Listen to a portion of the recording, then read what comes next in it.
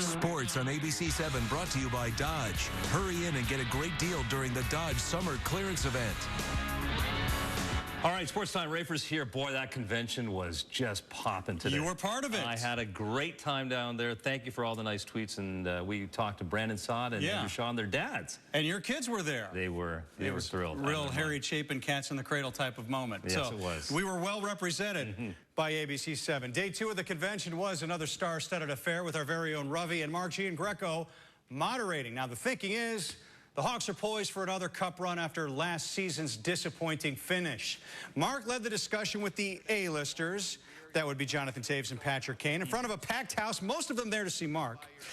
I'm kidding. Toews started dancing at one point. This is what they came to see, getting their money's worth. Look at the captain. That's not so serious, but Kane was not going to be outdone. I love it. Even does the Lance Stevenson blow in his ear. But when it comes to this season, these guys will be all business. One of the great things that the front office has done is kind of put that core intact and kept us together and put the faith and trust in us to, have the ability to come together and try and win championships and win hockey games. You learn from your experiences, whether it's in the regular season or the playoffs every year, and you grow as a player, and you just contribute to your team as much as you possibly can. And I think, things didn't work out for us this year, but as a group, we're going to learn from that, and we're going to be better next year. Can't wait. The White Sox hosted the Stros under the lights while the Cubs were at the D-backs. Hector Noesi took the hill on the south side, and Travis Wood did so in the desert. Sox and Stros first, follow the bouncing baby.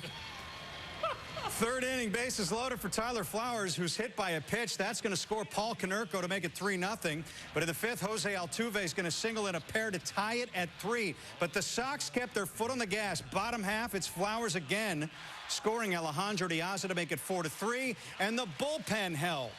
Zach Putnam gets Jason Castro swinging for the final out, and the Sox win it 4-3. Cub fans in Arizona, always well represented in that state. Fourth inning, Wellington Castillo with the solo. That's the seventh. They're up 2-1. They added another to go up 3-1, but they blew it. Bases loaded for Miguel Montero, who's going to double off Travis Wood. That clears the bags. It's 4-3 Arizona. And then in the eighth, Paul Goldschmidt goes yard off of Zach Roskup, and the Cubs lose it. Final score 9-3. Fire hosting Philadelphia at Toyota. This was a heartbreaker. 60th minute, they're on a corner.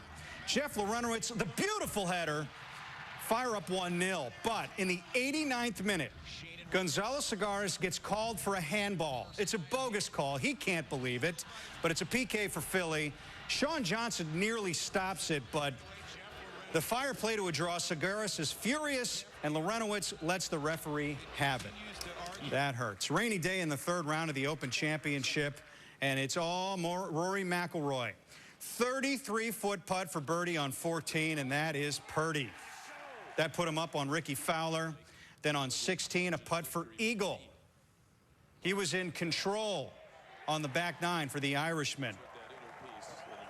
Now to the 18th hole. This is his second shot on the par 5 18th. Taking all those bunkers out of play. It's a great approach. Keeps on rolling just a few feet from the pin. He sank that for Eagle as well. He'll have a 6-shot lead heading into tomorrow's final round. And if he wins a 10-year-old bet for his dad. I'll tell you about that tomorrow if he wins. Briefly, the Bulls are close to signing veteran point guard Aaron Brooks. Chase Elliott wins the nationwide race at Joliet. In the WNBA All-Star Game, the East beat the West in overtime, 125-124. Rafal Micah won the 14th stage of the tour. Vincenzo Nibala keeps the yellow, and I will have highlights of all of those in our next half hour. Stick around. Finally, check this out. 6'10" tennis player Ivo Karlovic beats 5'9" player Duty Sela. They're a foot different in height, so afterwards Sela has to grab a chair to give him a congratulations. That's good sportsmanship and good thinking on your feet. All right. Well, the Sox did all right, at least. They did. All right. Good stuff. We'll see in a little bit. And Woody Allen, he has a new movie. And so up next, he talks with Eyewitness News about that movie tonight on a red carpet event right here in town. Stay with us.